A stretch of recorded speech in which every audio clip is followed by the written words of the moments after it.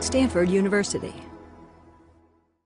Okay, welcome to lecture number 4 of Stanford CS193P, Developing Applications for iOS.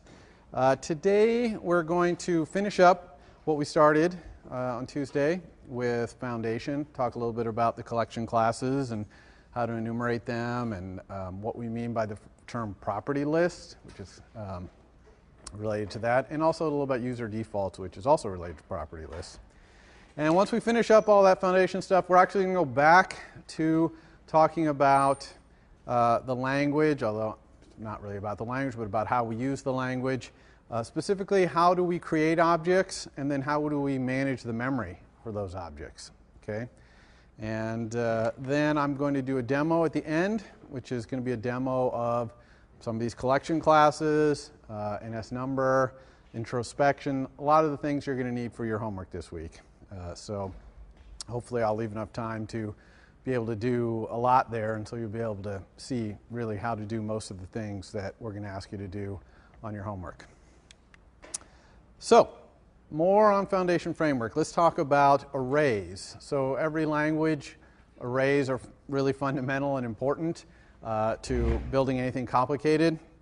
And so Foundation has this class NS array, which is an ordered collection of objects. Okay, they're in order. So if you want the object at index number 5, it's always going to be at number 5. It doesn't, move around. It's in order. It's immutable. This is the same thing I said about NS string. An NS array, once you create it, you cannot add objects to it. You cannot remove objects from it. Okay, this is NS array. And we'll talk about the mutable one in a minute. Some of the important methods that are in NS array. Count is really important. That's how many objects are in the array. Also, object at index. That says, give me the object that's at this index in the array. Okay, these are kind of the fundamental primitives of NS array. It's got some other kind of fun methods like make objects perform selector. You give it a selector. We talked about selectors on Tuesday. That's basically a representation of a message or a method invocation. You give it a selector, and it'll make all the objects in the array perform that selector. So that's kind of fun. You can also sort the array using a selector, where the selector basically takes an argument which is another object, compares the object that it's currently sorting with that other object, returns whether it's greater than or less than, and by doing that, it sorts it for you. So that's kind of a cool way to do sorting without having to write any code. It also has this interesting method, last object, which you think, why would they have last object? Have object at index count -1 or whatever. But last object is fun and convenient because it returns nil if there are no objects in the array. Because otherwise, even if you do object at index 0 in an array that has no objects, that will raise an exception. That will crash. Okay? So you can't access objects that are past the end of the array's size. If you do, program crashes. So bounds checking still matters, even though it's an object-oriented array. And last object is a good way to kind of get the object from the end of it. If you're doing a stack or something like that, especially, it's nice. Makes your code read a little nicer than having to constantly check to see if count's 0. So the mutable version of this, okay, what are the differences? It's a subclass of NS array nominally. Its important methods are add object. That adds an object at the end of the array, so that makes the array grow in size and adds one at the end. Insert object, so you can actually put objects in the middle and things move out of the way, right? They bump down. And then remove object, which removes an object from that index. Okay, so this is the array that you're probably feeling like you really want, but you'll be surprised how little you use NS mutable array and how much you use NS array. Okay, same way with string. I know when you saw string was immutable, you were probably like, what? I want the mutable version. But it turns out you'll use NS array a lot more than a mutable array. And you'll see as we go through the quarter and the different assignments why that is. But they do both exist, and they're perfectly, you can use either one. So dictionaries. Dictionaries are basically a hash table. Everyone should know what a hash table is. You essentially have a key, and you use it to look up a value. All right? It's immutable as well. Once you've created the dictionary, you cannot add more keys and values. All right? And any key that goes into the hash table, to the dictionary, has to implement these two methods, hash and is equal. Now, there are basic implementations of this down at the NS object layer, but they're probably hash probably just checks the pointer, so it's really not a very good hash, and is equal might even be the same. So really, to have something be a key in an NS dictionary, it wants to sensibly implement hash and is equal. By far, the most common key in a dictionary is a string. It implements those. It knows how to compare itself to another string that might not be a pointer to the same instance, but it has the same characters in it, and so it's equal. And it knows how to create a unique hash based on the string. So keys are usually NS string objects, but not always. They don't have to be.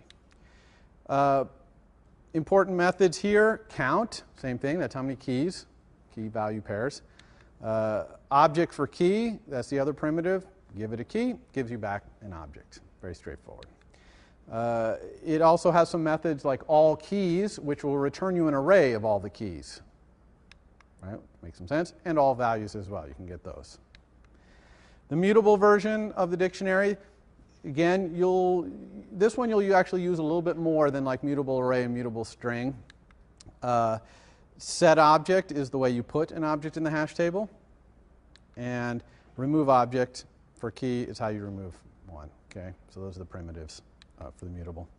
It also has some nice convenience functions like this add entries from dictionary, where you have a dictionary already existing with a bunch of keys and values. Maybe you want to add some more keys and values. All right? But the other one is immutable. So you'll create a mutable dictionary, send this message to it, and it'll transfer all the keys and values over from the other dictionary. And actually, all of these foundation collection classes have a lot of methods that you really want to familiarize yourself with, because they can save you a lot of time and programming angst by just using the methods they have.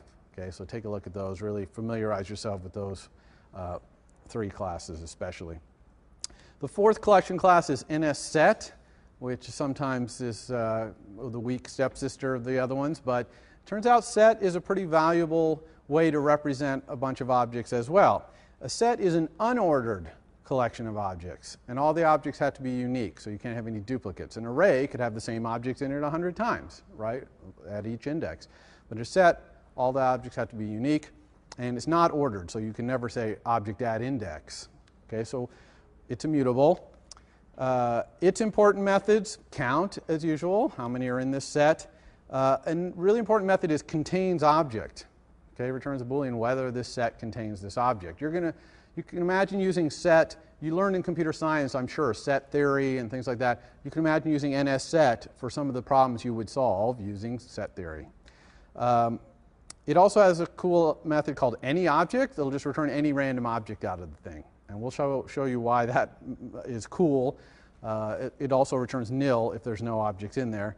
But it's also very valuable for some other things. Yeah, question back there. Do the other foundation classes have contains object also? Probably array does.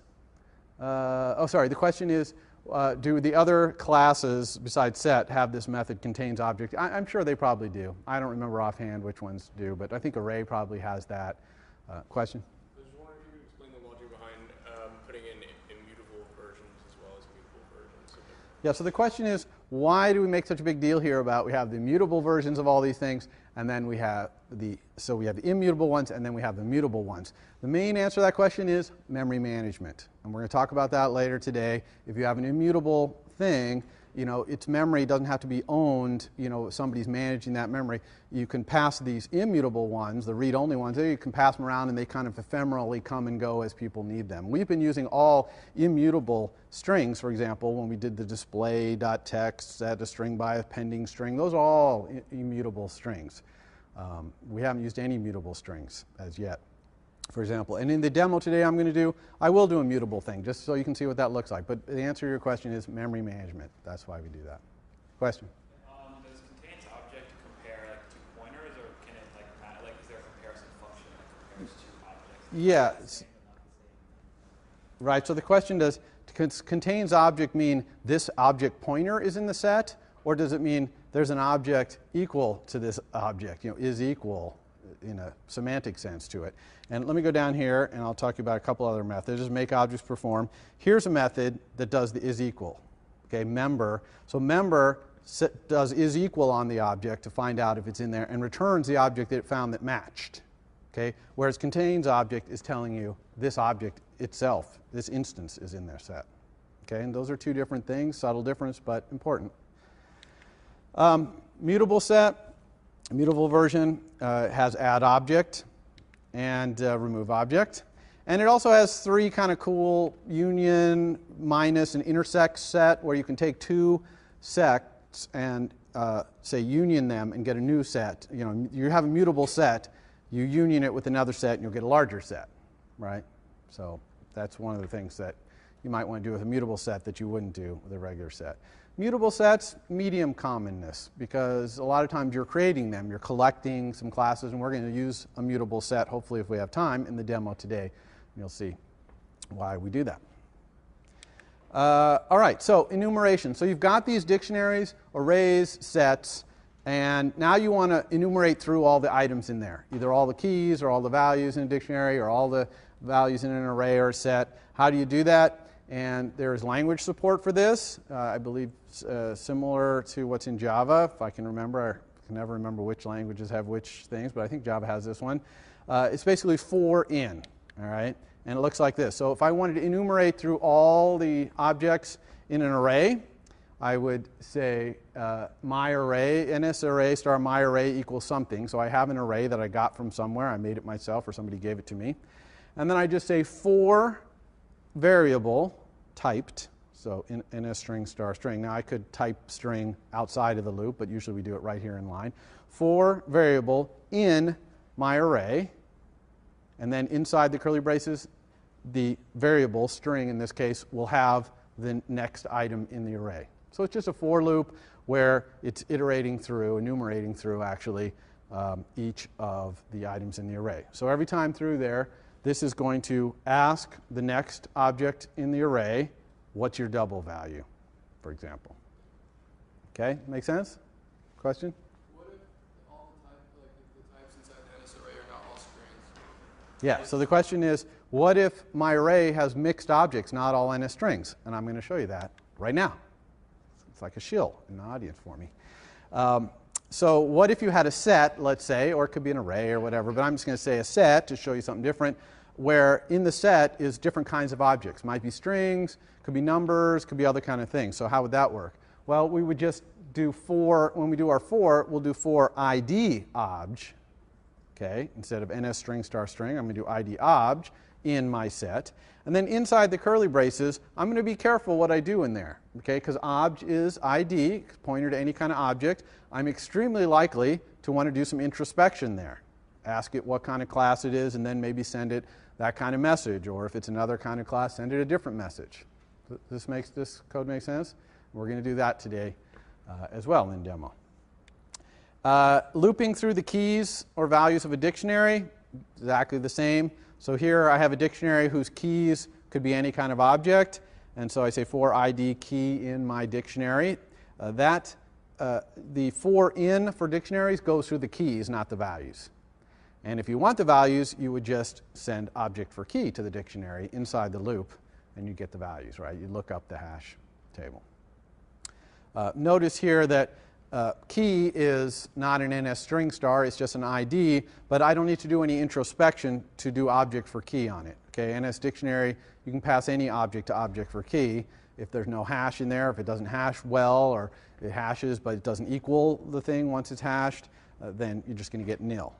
All right, because there's going to be no object for that key. All right, so that's enumeration for in. You're definitely going to be doing that. All right, so property list. So the term property list, we just define it when we're working in iOS. And all it really means is any collection at any depth of these 6 classes: NS array, NS dictionary, NS number, NS string, NS date, and NS data, okay, which are all classes we've talked about in the last 2 lectures. And they could be subclasses of them. They could be mutable versions of them as well.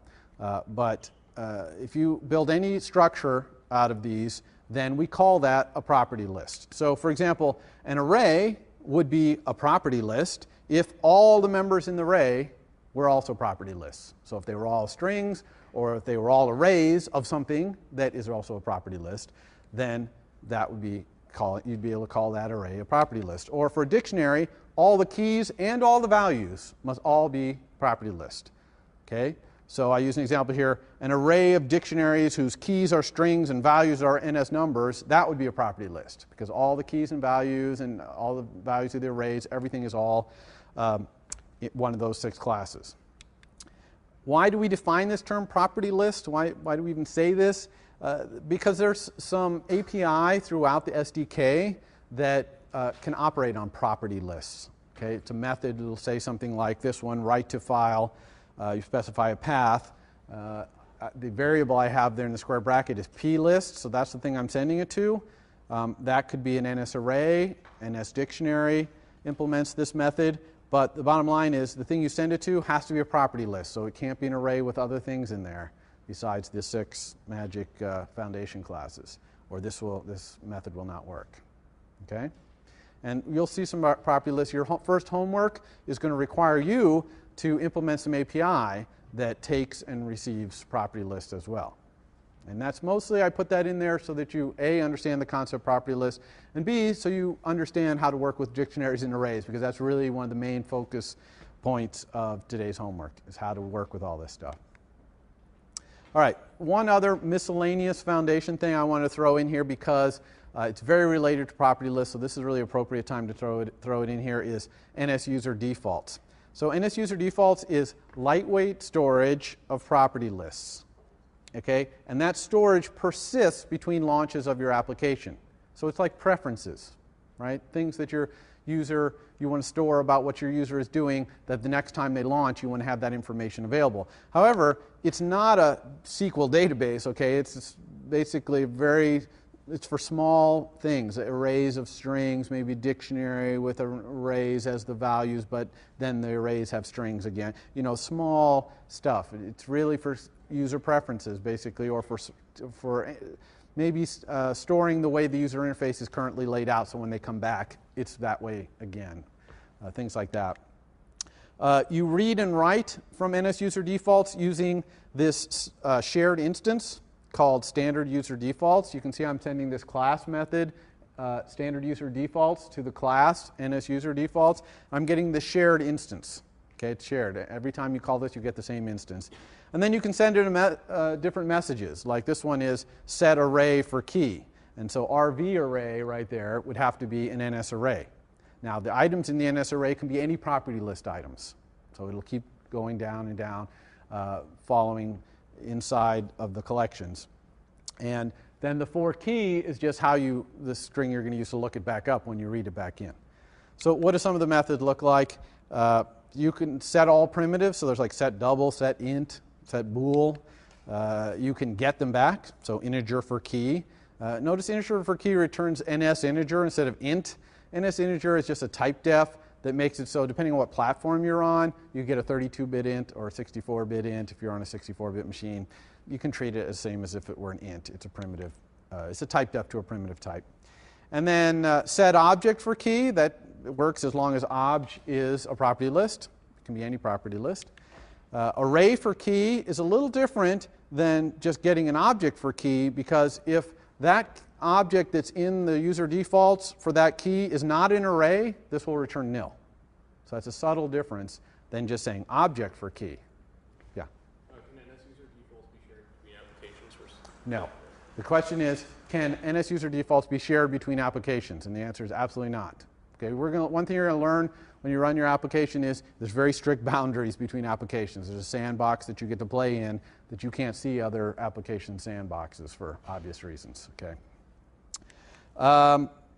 One thing you always have to remember with NS user default is after you've made a batch of changes, set double for key, this, you want to say standard user defaults synchronize. Synchronize basically writes it out to disk. You can think of it that way. It also would read it in, although on the iPhone, when you're doing iOS program, you really don't have to worry about that. As soon as you start asking for keys, it's going to read it in. Okay, but every time you do it, and you could do it after every single change or like after a little group. If you're going to change 5 things at once, change all 5 and then synchronize. Okay? All right, so that's it from Foundation. So this next stretch of topics is all about allocating and initializing objects and then how we manage the memory of them.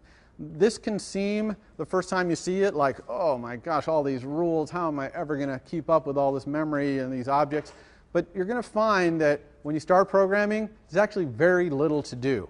Because of the way that this is all structured, most objects, you're getting them, ownership is obvious, and you don't even have to explicitly go into the memory management of it. And so we'll see why that works. But we'll start with creating objects. How do you create an object? And you've already seen this because you created your calculator brain in your assignment number 1. And you created it by doing this alloc init, nested alloc init. Remember that. So that's always the way we create new objects in the heap. Okay, now creating objects is different from asking some other object to make an object for us. This is objects we're creating ourselves in our code. Right? So we always send alloc, which is a method that we inherit from NSObject, and then we always send it some initializer. It might not be init, I-N-I-T, that's NSObject's initializer. We might have a more complicated initializer, but we always send it some initializer, and we always do it nested. Do not separate your allocs on one line and then put your inits on another line, okay? It just leads to bugs. Just don't do it. Don't ever do it. I can't ever think of a case ever where that's been the right thing to do. You might think of one, but don't do it. So like I say, alloc makes space in the heap that's big enough to include all this class's variables. And it sets them all to 0. So if you have any ints in there, they're 0. If you have any object pointers in there, they're nil. Okay? Now, I put a lot of text up here because I want you to be able to go back and refer to this later. But the gist of this line is that every class has to have what's called a designated initializer. This is its focal point initializer. It's the initializer that takes the minimum arguments required to successfully initialize that class. Okay? Now for NSObject, it's init. So if you subclass NSObject, you inherit that as your designated initializer. Right? If you need to put a different designated initializer at your level of inheritance, you need to call your super's designated initializer. All right? So this is not supported by the language. You can't, there's no @ sign something to say this is my designated initializer. You have to do it with documentation. All right? So it's definitely something because of that, because it's documentation only. Sometimes people don't read the documentation. You can get subtle bugs if you subclass some class and you don't call its designated initializer in super. Or if you get confused about what your own designated initializer is, and you have a couple of other initializers that are like convenience initializers, and they're not going through your designated initializer, and then someone subclasses you, and they try to call your designated initializer, but it doesn't work if you call the convenience. You can see how it gets a little messy. So the main thing here, and you can read through this at your leisure, the main thing is that you have to think when you design a class, what's my designated initializer and what's my superclasses. All right, and I'm going to show you why that matters in code in a second here. All init methods, whether it's just init or init with something or other, are typed to return ID. Okay, now this sometimes people say, why would that be? Why isn't NSObject's init typed to return NSObject star? Well, that's because when you start subclassing and then you start calling super init, you're going to have some kind of unfortunate casting going on inside your initializers, because your initializer, you might override NSObject's init and yours wants to return your class star. Well, that's going to conflict with what NSObject is doing. So that's why, just by convention, we make all our initializers typed to return an ID. However, when the callers create your object, or when you call another object to create it, you should statically assign the return type. So see, I have my object star obj equals my object alloc init. Well, my object alloc init returns an ID, but it's going to be assigned to this static thing. So right off the bat, the compiler is going to be able to help me make sure I don't send the wrong kind of message to that thing. Okay? And the compiler looks at this as like a cast, so it's not going to warn you that, oh, you're assigning a static thing to ID. All right? So let's look at the code here. That's the best way to understand this whole initializer business. So here's an example of a direct subclass of NSObject, and I have two versions of it here. So let's look at the version on the left. They're the same. The two versions are the same. It's just the code style is a little different. So let's look at the one on the left there. You can see that, so my object here is a direct subclass of NSObject. So you can see in its init, it's saying if super init, then, in other words, if super init does not return nil, then initialize our subclass, whatever instance variables we have, and return self. Otherwise, we're going to return nil. So there's this convention that if an initializer returns nil, it means it failed to initialize. Okay? So when you create an object, ostensibly you should check to make sure that the initializer doesn't fail and return nil. In reality, we almost never do that for two reasons. One, initialization almost never fails.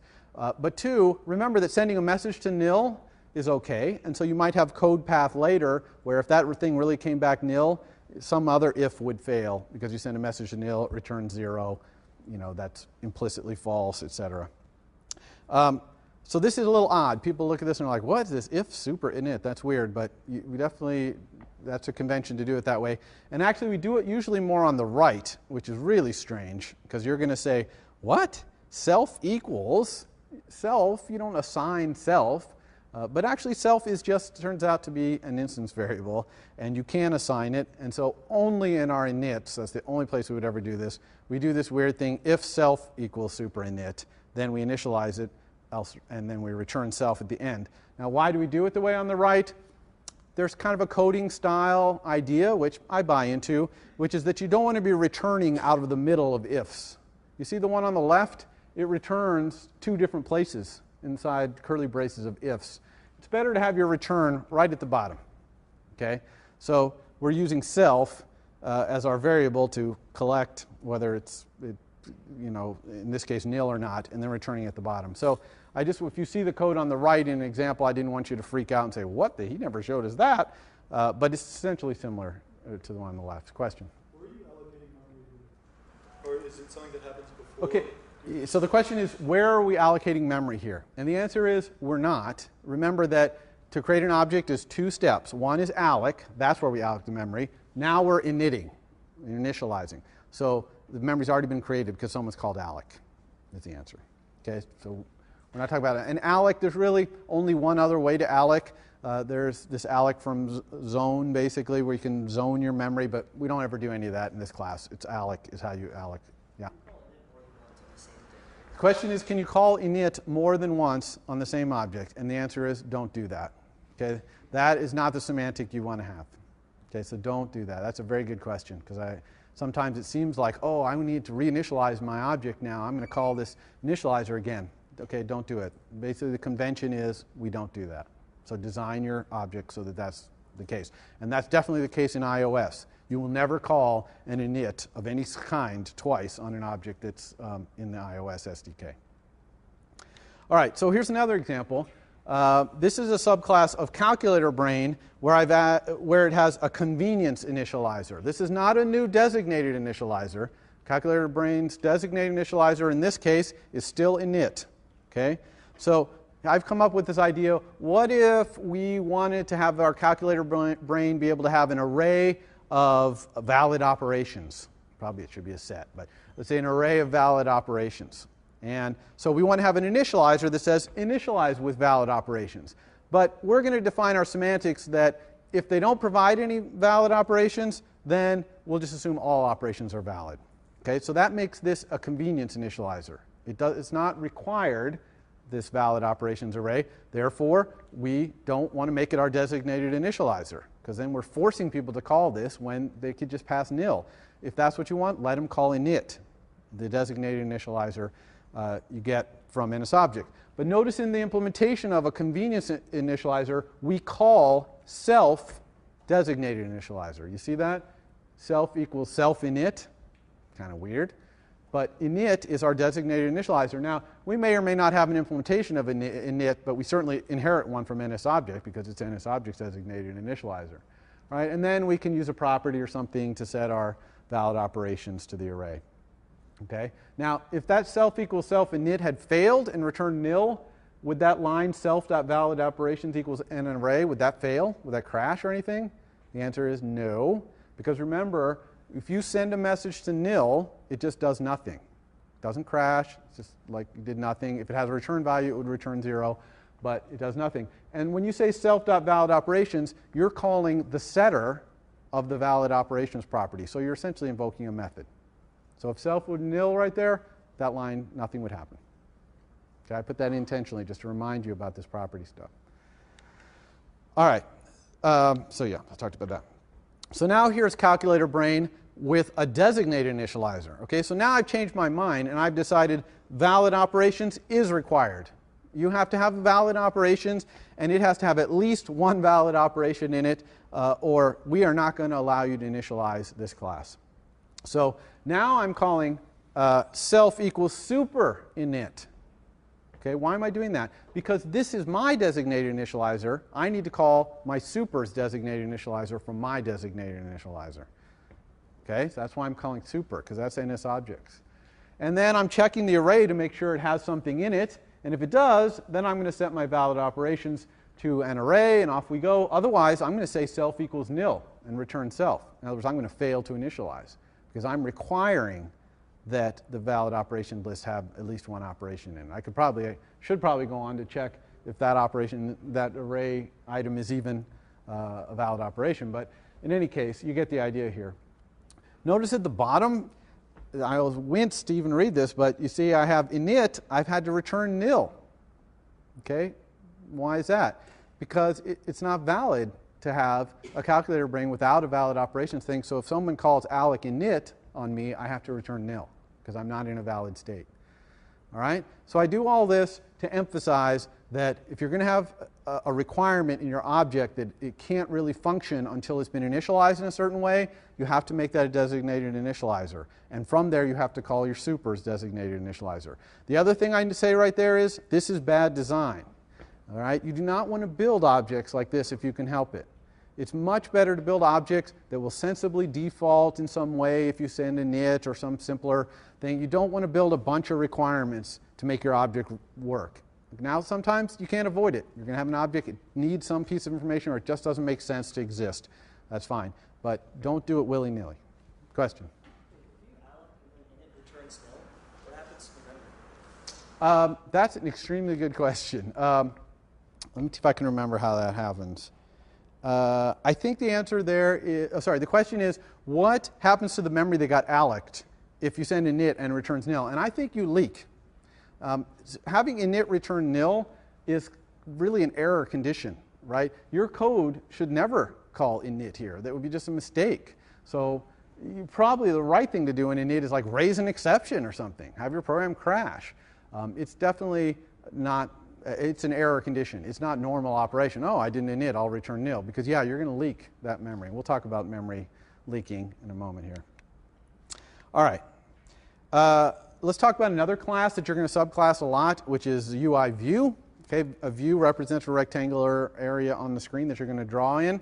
Its designated initializer is init with frame, which takes a rectangle. So it says, where is the rectangular area on the screen? Now, you could argue, why does it need that rectangle? But the design is that it does. So you cannot create a UI view without specifying an initial rectangle for it, is the bottom line on that. And so, like, here's an example of creating a view. UI view star equals UI view alloc, init with frame, my frame, where my frame is some rectangle on screen. And this would not generate a warning, because, again, it's like you're casting, and the compiler figures you know what you're doing here. I want to show, I'm going to go through this pretty quick, because we need time for the demo. But here's two implementations of a subclass of UI view. Okay?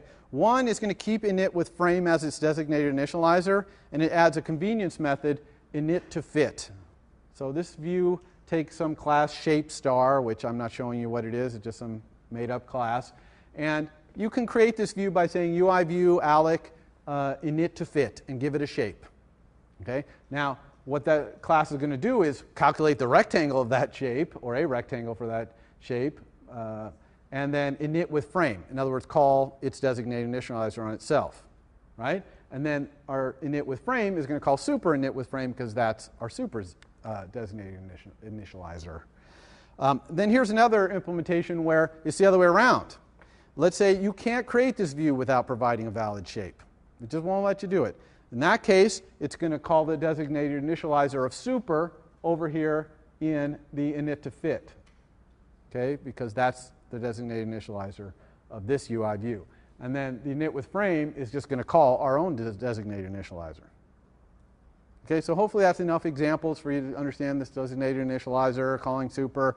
You probably still have a problem with that at some point, but hopefully you can refer back to these slides and get it straight. Okay, so that's it for init. So we've talked about allocation, we've talked about init. So now that's not the only way to get an object. And we've seen this all over the place because we wrote our calculator. We only alloced initted once. All the rest of the time we're throwing objects all over the place, and we didn't alloc init any of them. So there are plenty of classes, hundreds of classes with hundreds of methods each sometimes that will give you an object. So for example, ns string new display equals display.text string by appending string digit. You probably recognize something similar to the calculator, right? So there's a couple of objects being given out here. Display.text, that's a string property on UI label that's returning a string. And then we're taking that string and sending it a message string by appending string. That's creating another string, okay, and returning it. So we create two strings there. Also, some of the methods I showed you, like dictionary all keys. That creates an NS array, okay, with all the keys in there. Or string lowercase string returns a new string that's lowercase. They're both immutable. The one you send it to may or may not be, but the one it returns is immutable. The same thing, number with float that we sent to NS number. That returns a new number object. So you can see all kinds of new objects being created all the time. The real question is, who frees all this memory? Who is responsible for freeing the memory that's being allocated for all these objects? Okay, not just these ones above, but all these alloc init things. All right? No garbage collection.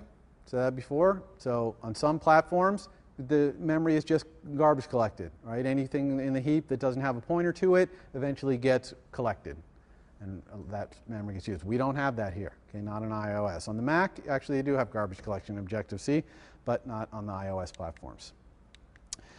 So what is the answer? Reference counting, okay? We're going to reference count these objects, and that's how we're going to know when to free them. So how does that work, reference counting? It's basically a simple set of rules that everyone has to follow, and if everyone follows it, then everyone will be happy. But we all have to work together on this one, okay, inside of our code. All our methods, all our objects have to all kind of agree and do this the same way for this to work.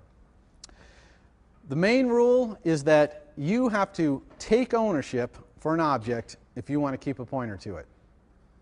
All right? So you have an object in your code somewhere. If you want to keep a pointer to that object, you have to take ownership, and we'll talk about how to do that. And multiple owners for an object is okay. You could have 100 owners for an object. Okay? So anyone who wants to keep a pointer to that object has to say they want to own it. Then when you're done with the object, you're saying, okay, I've done everything I want to do. I don't want any more. You give up the ownership. Okay? Now, that might seem kind of restrictive, but there's a special magic piece of this, which is that you can actually take temporary ownership of objects. And that's really important for handing objects off to other code, other objects. You need to be able to kind of temporarily own it until they've had a chance to decide whether they want to own it. And if nobody does, then it just goes away. Okay? So that's a key piece of this temporary ownership. And that's what's happening with all the stuff we're doing, calculator, brain, etc. So we'll talk about how that works. When finally no one claims any ownership for an object, okay, everyone said, I don't want to own it anymore, the system will deallocate that object. Okay, its memory will be reused to the heap. If you send a message to an object at that point, it'll crash, okay, because you're pointing to garbage in the heap, basically.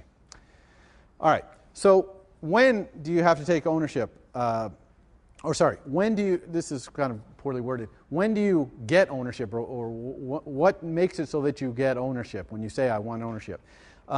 Probably the most straightforward way is anytime you call a method that starts with the letters NEW, ALLOC, or COPY, the convention is the object you get back, you own. Okay? So you recognize one of these very clearly, alloc. When you say calculator brain alloc init, you own that object, okay, because you sent it a message that starts with alloc. Same thing, copy. If I made a copy of an object, like a string especially, it's very common to copy those. And then there's a bunch of methods, not a bunch, there's a few methods in iOS where you say new with something and you'll get an object there too. But these are 3 magic words. When you call a method that starts with one of those magic words, you own the object that comes back to you. Okay? So if you get an object anywhere else, not from calling one of these 3 things, then you have to send the message retain to that object if you want to own it. And that's pretty much it. Okay? Pretty much, if you call one of these 3 magic starting word methods, you own the object. Or if you send the message retain to that object, you own it. Okay? Yeah? What if 2 objects retain each other, but then no other objects on them? Yeah, so the question is, what if I have 2 objects and they're each owning each other and no one else owns anything? Well, as long as they continue to own each other, neither of them will ever get freed. Okay, neither of them ever get deallocated. One or the other of them is going to have to give up their ownership of the other one, right, for it to go away. And you're probably worried in your mind a little bit about circular references. So that turns out that's not going to matter, okay, because we're just talking about ownership here, and anybody can own an object. And if you own, you wouldn't express ownership and keep ownership of an object unless you wanted to do something with that object. So you'll see that it works out in that sense. All right, so what about all the rest of the ways you get an object? So if you don't call new or alloc or copy, you call some other object, you have to say retain if you want to keep it. How does that work? And because how is someone going to give you an object that they're going to give you the opportunity to retain and own, but they don't own it anymore because they don't want to own it until after they only want to own it long enough to give you a chance to own it yourself, and then they're done with it. They created it for you probably. Right? I make something for you. I want to give it to you. How do I return that from a method?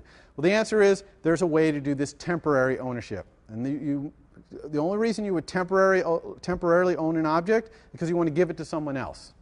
And you want to give them a chance to retain it before it gets deallocated. Okay? The other way you can do it is you can return an object from yourself that you own, and you're not going to get deallocated until a while down the road. Long enough for the person you're giving it to. This happens with instance variables. You give out one of your instance variables, presumably the person who called the property or the method in your object to get that instance variable, you're going to live long enough that they're going to say they want to retain it before you get deallocated. Okay? But mostly we do it with this temporary ownership. So we'll talk about temporary ownership in a second. So how do you give up ownership when you're done? So you have an object, you own it, either because of the magic 3 words or because you said retain. How do you give it up? Well, you send this message release. Release says, I don't want to own this object anymore. Now, you have to be careful. If you say, here's an object, I'm retaining it, if you say release twice, that's bad. Because these releases are not kept track of between all the objects. It's a reference counting algorithm, right? So if you release it twice, you're releasing your own ownership and you're releasing someone else's as well. Some random persons you don't know, not a particular object, but you're lowering the reference count by 2. So don't do that. All your retains and releases, all your takes of ownership have to be matched with releases of ownership. Okay? And this is the number one kind of hard to find bug in your program is you're releasing an object twice or you're not retaining it in the first place. Okay? Those are going to be your 2 big memory allocation bugaboos, things you're going to have trouble finding. Is that. So you always have to match them. Now that might sound like a huge burden, but it turns out not to be that hard because releases happen mostly in the same place in your code. And we'll show you what that is. So let's go back to the temporary ownership. How do we do this temporary ownership thing? There's a special method in this object called auto-release. And what auto-release means is I'm releasing this object. I don't want to own it anymore, but not quite yet. Okay, wait until the call stack unwinds, basically. Or to be more accurate, it's wait until the event loop finishes processing this event. Okay, at the very end, presumably everybody involved who wanted to take ownership of that object has a chance to retain it, and if no one does, boom, it gets released. Okay, So that's how we do this magic temporary ownership. We just send auto release to an object. So I'm going to give you a couple examples here of how I would create an object to give it away using this auto release. So here's show me the money. This is a method, and it returns a pointer to an object, money star. Again, not something that's in the SDK, just something I made up. It takes a double, which is a certain amount of money, and presumably makes that an object that's worth that amount of money and returns it. So what does the code look like to do this so that memory management works? All right, so first I'm going to create the money. Okay, money equals money alloc init with that amount. All right, so I've asked the money class to create one, to allocate some space for it, and to initialize it. Now, after this line of code, we own the money, right? Because we called alloc. Alloc is one of the 3 special words, so we own it. Now we're responsible for releasing it. If we don't release it, this memory will leak. It will never get freed out of the heap, ever. Okay? So we have to release this thing. Well, on the very next line of the code, I say, return the money. Now I don't even have a pointer to the money anymore. I can't release it. So I can't execute my responsibility. You see the problem? Okay? So how do we overcome this problem? Well, the answer is we use this auto release. Before I return it, I say the money auto release. I've now satisfied my responsibility to release this object, but it hasn't quite happened yet, because if it happened right now, the object would be deallocated, and I'd be returning a deallocated object, right? A bad pointer. So that's no good. So by putting auto release in there, it's going to wait to do the actual deallocation of the memory until later. But meanwhile, I've satisfied my requirement to release this object. Now, the caller, whoever's calling this, they say money star my money equals bank object. Maybe this is a bank object implementing this. Show me the money. Gives them the amount of money. And then they say my money retain. Okay? And that my money retain makes it so that the caller owns my money, right, before it gets auto-released later. So when the auto-release happens a while later, it won't release because someone still owns it, namely the caller. Everyone make sense? Okay, so this is not the only way, though, to create an object and give it away. Okay, allocating and knitting it and then calling auto-release is not the only way. So here's another example. Here I've created an array of cool cats. Here I've done the alloc and knit, and I've returned it. This is bad. We saw on the previous slide. I'm going to make the same fix. I put auto-release. Woohoo, I'm good. But there's a better way to do this than this. Okay, in fact, I'm going to show you 2 better ways to do it. All right, one is instead of up there where I say ns mutable array alloc and knit, what if I asked mutable array to give me an auto-released mutable array to start with? Okay, and I can do that by changing that line of code to say ns mutable array. So array is a method in a class method in ns mutable array. It doesn't start with alloc or copy or new, so I don't own the object that comes back. So it must be in this magic auto-release state, right? So if it's in that state, I don't need this return value auto-release down here. In fact, I got to get rid of it, because otherwise it would release it twice at the end of the automatic releasing period, okay?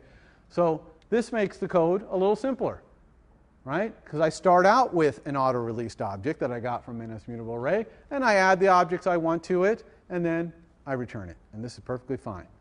But there's an even better way to do this. And this comes into this whole thing of mutable arrays versus immutable arrays, and why is one more common than the other. And that's that there's a method in array that just lets me create an array. It's immutable, but it lets me create it with the objects right in line there. See? NSArray, array with objects, colon, and I just list the objects I want. I put nil at the end so it knows I'm at the end of the list of objects. And I don't need any of the rest of that code. Okay? And this method, array with objects, it doesn't start with alloc or new or copy, so it returns an auto-release thing. Okay? So that's it. Does that make sense? How we do that? And there are lots of other convenient methods for creating objects that are in this auto-released state from the start. We've already seen string with format. Remember I did that meaning of life is 42, meaning of % at sign is %d. So that string with format method, that doesn't start with alloc or new or copy, so it returns something that's auto-released. If I wanted to keep that string, I would have to send retain to it if I called this. Same thing with dictionary with objects, array with contents of file even. Okay, it's possible to write arrays out to disk and read them back in, and when you do, the array you get back is auto-released. Okay, if you want to keep it, you retain it. If you don't retain it, it just goes away. All right? So you're going to see this all over the place, this auto-release mechanism. It's actually very few times when you have to call retain and release, because most things are being auto-released. You might be thinking from this previous slide, well, what about those strings that I put in that array? Who owns those? Okay, and that's a very good question. Who does own those? And the answer is when you put anything in an array or a dictionary or a set, they take ownership until you remove it. Then they release ownership if it's mutable and you release it. Does that make sense? So that's important to understand. And a lot of times you'll put stuff in there and return it, and if someone else wants to take it out because it's mutable, that's their responsibility to retain it when they get it out. Okay? But when they get it out, they'll have a chance to retain. By the way, yeah, question. So if you release an array with stuff in it, will it then also call release on all the objects that it contains? Yes, the question is, if I have an array with a bunch of objects in it, and I release the array, I say ns, the array variable release. Will it release all the items inside? And the answer is yes, it will. Okay. So this @ string is kind of weird. You can kind of think of them as auto-released, but really the answer is they never get released. They're constant. Okay? So you can make a lot of mistakes with @ strings because you can release it all you want, you can retain it all you want, you're not going to leak, and you're never going to get a bad pointer. They're constant strings, this @ quote. But you can kind of code, when you're coding, think of them as auto-released, kind of. The other thing about strings, we don't usually retain strings. Okay, we copy them. This is the only class really where I think we routinely say copy rather than retain. And the reason we do that is because when we copy a string, we get an immutable version of it, even if the thing we copied was mutable.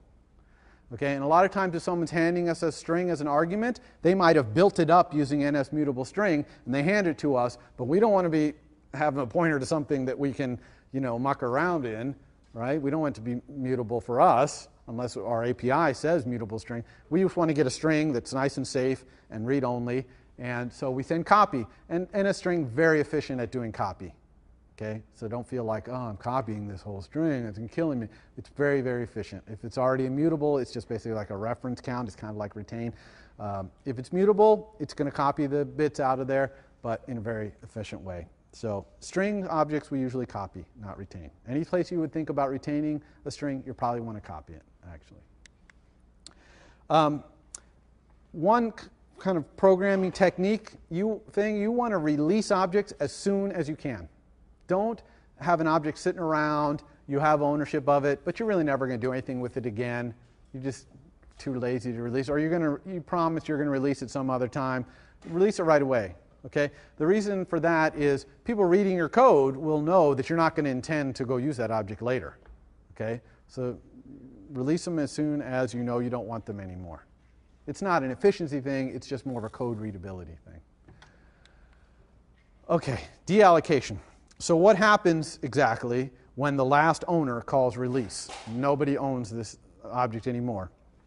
A special method in NSObject called dealloc gets called, all right? And in addition to that, the object's memory is returned to the heap, okay, to be reused, obviously. Okay? After this, if you call a method in that object, it will crash your program. Okay? So let's talk about dealloc. You should override dealloc in your class, but never call dealloc. You don't ever call dealloc. Okay, dealloc is called for you when the last owner releases. You never call dealloc. Every quarter it seems like people get this a little confused and they say, oh, I'm done with this object, I'm going to call dealloc to deallocate it. No, never. Okay? You call release. And when the last owner has released, now it will deallocate it. What you do in your dealloc, by the way, when you subclass it, is you release your instance variables. You don't dealloc them, you release them. You call release on all your instance variable objects. Okay? That's what you do in your dealloc. Because if your dealloc is being called on you, you're done.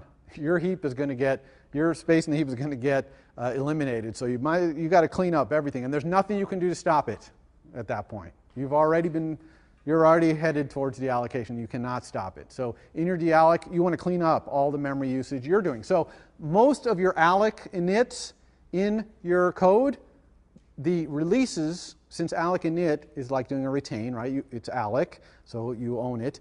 Your releases corresponding to that are going to be in your dealloc, because you're going to be alloc and initting instance variables mostly, like the calculator brain, which is a brain, right? That was instance variable in our controller.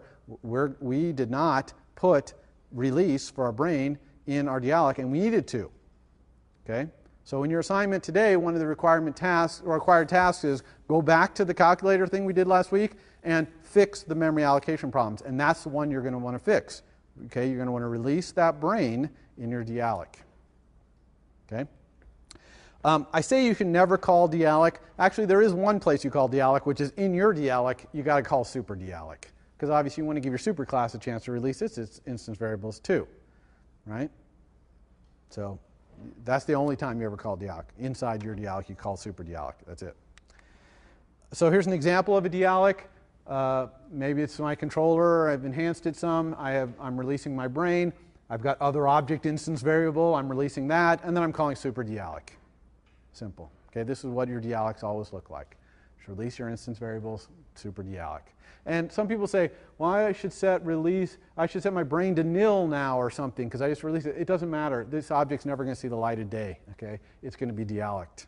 So you don't have to do anything except for do your releases. Okay, @sign properties. There's some special memory allocation consideration with @sign properties, right? Because you have to understand who owns an object that's returned from a getter or that you pass in as an argument to a setter. Okay, you want to be a little bit careful about who owns this here. So getter methods usually return instance variables directly. Not always, especially read-only getter methods sometimes calculate something they're going to return, but sometimes you have things where they're returning things directly. When you do that, usually you're not going to retain them an extra time and auto-release them, usually. Sometimes you might, though. Usually you're just going to return it, and the person who's calling it is going to count on the fact that they're not going to deallocate you, they're not going to release you until they've made a decision to retain your instance variable through the property. So usually the getters, you just don't do anything special. You just return whatever you want to return. However, if you have a property which is a special property, like it's calculated somehow on the fly, or you're giving it away but you don't want anyone to modify it, that's a common thing, right? You want to give away like a copy of your instance variable. Does that make sense? You want to give away that data, but you don't want them to be able to mess up the internal state of your object. Then you might retain or copy the object and then auto-release it and then return it. Okay, and you're going to have to do that in your assignment today. So here's an example of this @sign property thing. So display is a UI label, remember from our calculator, and we're using its property text, which is a read-write NS string. Okay, and we are using it here. I'm just going to go through what happens here so you understand where the ownership of this property happens. So first, inside my square bracket there, I call display.text, and I get the text string back. Okay, when I got this back, if I wanted to keep it, I'd have to send it retain. Okay, but I'm not going to keep it. All I'm going to do is pass it to this other, I'm going to use it rather, to call this other method, string by appending string, and get myself a new string back. So I never kept the return of display.text. I never kept it. I only used it briefly. I don't have to, since I didn't take ownership of it, I don't have to release it. Same thing here. This string by appending string, it doesn't start with alloc or new or copy, so I don't own that either. And I'm not going to keep it either. I'm going to go use display.text, which is the setter for the text property in UI label. Right? I'm going to use that to set the string. So I never owned any of these strings, and then didn't need to, because I was only using them temporarily. Right? So that's very common usage with these properties. But what about, so that's property getter method. What about the property setter methods? When you set an object via property, does the object that you set it on, do they take ownership of it? right? Generally, they probably want to. Why else would they be having you set this thing on them if they weren't going to own it? All right. So unfortunately, though, and so if in your implementation of a setter, you would want to say retain on the argument of the thing that was handed to you to set in your object. But what about @ synthesize? Because it makes that setter for you. How do you make it retain? Okay, it's not done automatically. Instead, you have to use this notation: @ property parentheses retain NSArray star myArray. So this is a property. It's an array. Okay, and the setter that synthesize makes is going to retain that thing. Okay, the second line, copy, same thing, except for it's going to copy it. That would normally use with a string, NS string star. And then the third one is assign. That's when it's not going to retain or copy it. And there is one really important place that we do this in iOS, which is when we set the delegate of a view to be its controller. Okay? I talked about delegates, also the will, should, did. Do you remember that? Well, when you do that, the view doesn't really want to retain its controller because its controller owns the view. Remember, the view is like the controller's minions. So the controller generally creates the view and owns it, and the controller is going to live longer than the view at all times. The view is always going to live shorter time because the controller owns it. It's its minion. So there is not the retained back pointer there from the view of the controller. That's all I'm going to say about today because I'm running out of time and I need to show you this demo. So here's an example of what @ synthesize will create if you use retain. Notice that it will release the previous value of the instance variable before it retains the new one. You see that? Also notice that the retain method returns the object you sent it to. So you can do this name equals a string retain. You don't have to say a string retain and then name equals a string. Same thing with auto release. You can return that directly. Here's copy, exactly the same. Notice it releases it because copy is one of the 3 magic words. So when I said copy of it, I took an ownership. I have to release the old version. Everyone understand why we're releasing the old version? This setter could be called multiple times. I got to keep releasing the previous one I retained or copied so I can set the new one. And then here's the one with assign. There's no copying or retaining going on, so there's no releasing going on either. This is the default, unfortunately. Maybe fortunately.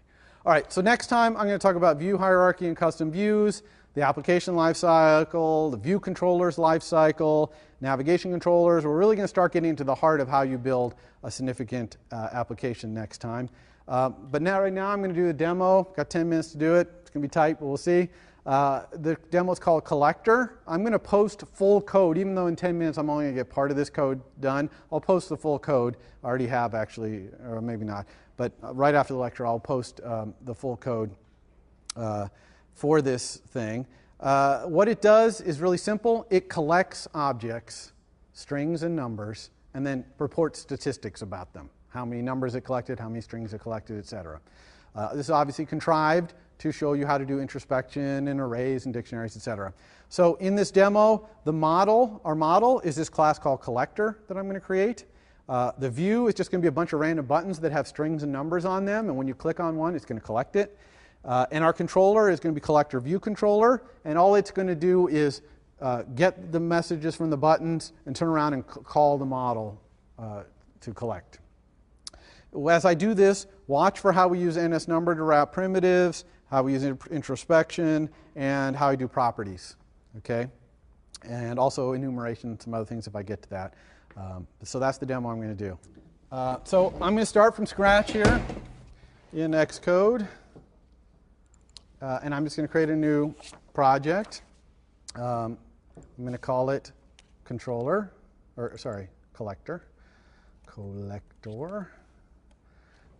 So it's the same as when we did our calculator. You can see here we've got our view controller right there.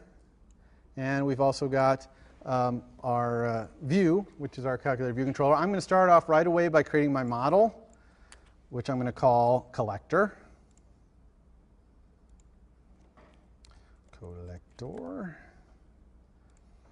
All right, and so actually I'm going to move Collector up to my classes here. So let's talk about the API for our Collector class. It's going to basically have one important method. Let me make this window bigger, sorry.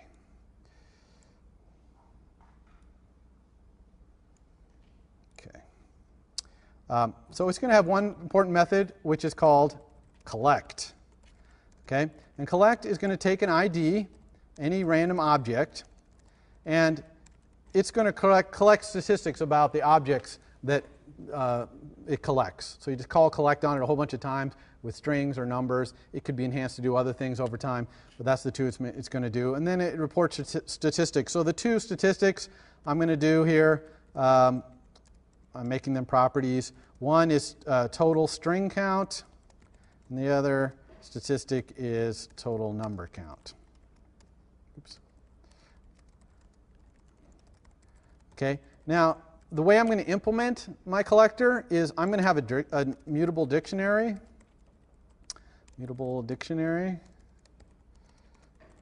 called counts. And what counts is going to do is it's just going to count every time an object of any kind comes in. So if the same object comes in 5 times, this dictionary's value with that object as the key is going to be 5. Okay? So the values in this dictionary are NS numbers, and the keys are either NS strings or NS numbers. Okay? Make sense? Really simple, somewhat contrived, but I want to be able to show you how to do dictionaries and stuff. So let's write collect first. So void collect ID an object. And collect is really straightforward. It's just going to say if an object is a string,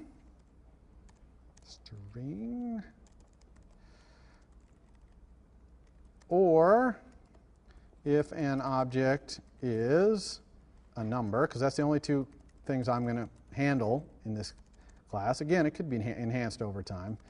Then I'm just going to find out how many of this object I already have and just add 1 to it. So I'm going to say ns number existing count equals self.counts. Okay, I'm going to have a private property for my counts. Object for key, this object. So I'm just going to say for this object, what's my existing count? And then I'm just going to say update the counts. Counts set object, oops, ns number with int existing count int value plus 1 for key and object. Hopefully I got all my square brackets right there. And that's it. So that's all collect is going to do. But I do need a private thing here for my count. So I'm going to say interface collector @ property ns mutable string, dictionary star counts and then I'm going to @ synthesize counts. Actually, no, I'm not. I'm going to lazily instantiate that, so I'm going to go ns mutable dictionary star counts if not counts equals ns mutable dictionary alloc init and then return counts. Now, okay, anytime you type alloc or new or copy, you immediately want to think, where am I going to release this? Okay, always. That's always what you want to think. So I'm thinking, where am I going to release this? Well, this is an instance variable, so I'm going to release it in my dealloc. Okay, I'm just going to say counts release super dealloc. Okay, so now I'm safe. I've alloc something, but I've released it. I'm good. All right. So that's collect. Let's do total string count here. Total string count. Pretty straightforward here. I'm just going to collect the total number of strings by doing this. Enumeration. So key in self.counts. All right. So I'm just going through enumerating through my keys. I'm going to say if this key is kind of class a string, then total plus equals the value for this key. Self.counts, object for key, int value. Okay, because that's how we're keeping track of how many of that object there are in there. And then I'm going to return total. Okay, numbers is I'm going to, for speed here, I'm just going to copy and paste. You probably want to factor this code out would be better, but I'm going to just change it. Total number count. Change this to ns number, like that. Oops. Okay, so that's that. let's see, this is problem here. This is read only. Oops, read only. Okay. All right, so that's it. That's my model. I'm completely finished with my model. The next thing I'm going to go do is do the view controller interface, not the implementation of it, but the interface of it. The only thing my view controller has is it has the model, so collector star. I'm going to call it model, actually. Could call it collector, maybe, but, and I better import collector.h. And then it's going to have a couple of outlets. I'm going to show this total string count and the total number count in some text fields. So I'm going to have IB outlet, UI label, star total strings, and IB outlet, UI label, star total numbers. Okay. I only have one target action here, which is collect. It's going to take a button as its sender, similar to our calculator. I'm just going to get the sender. I'm going to ask if it has a number on it. If it has a number, I'm going to put a number in the collector. If it has a string on it, I'm going to put a string in the collector. Let's do our UI really quick here. The UI is very simple. I'm just going to have a label here, which is strings.